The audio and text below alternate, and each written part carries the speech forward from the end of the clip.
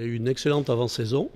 On a eu un mois de juillet qui a été pas trop mal, et puis un mois d'août malheureusement en raison de la météo qui ne nous a pas aidés.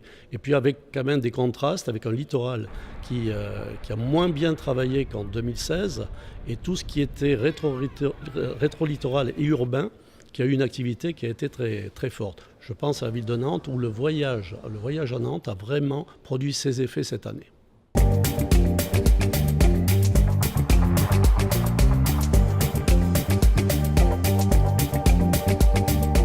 Ce n'est pas forcément de la concurrence. Simplement, je crois qu'il faut que nous ayons les mêmes règles dès lors que nous aurons ces mêmes règles. C'est-à-dire que nous devons, dans nos établissements hôteliers ou de restauration, assurer la sécurité et l'accessibilité, par exemple.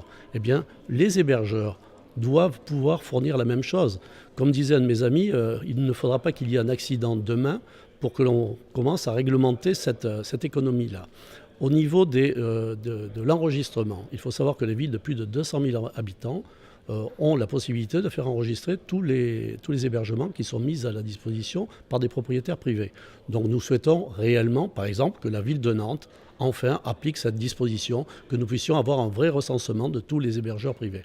Il faut les soutenir dans leurs demandes. Je pense qu'il y a deux axes en fin de compte. Le premier, c'est le soutien législatif. Et ça, c'est au rôle des parlementaires de le faire pour permettre qu'à la fois les taxes de séjour, pour permettre que les normes de sécurité soient appliquées lorsque vous faites du tourisme, quelle que soit la forme de tourisme que vous faites.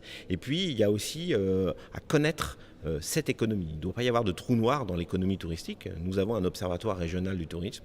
Nous n'avons pas les données et nous avons eu l'occasion de rencontrer avec les professionnels du tourisme le directeur général d'Airbnb, M. Emmanuel Maril, qui est nantais, et qui ont pu avoir un échange, un dialogue avec lui et de savoir comment est-ce qu'on pouvait obtenir ces données pour connaître le poids de cette économie qui est réelle et qu'il faut prendre en compte bien sûr dans l'économie générale.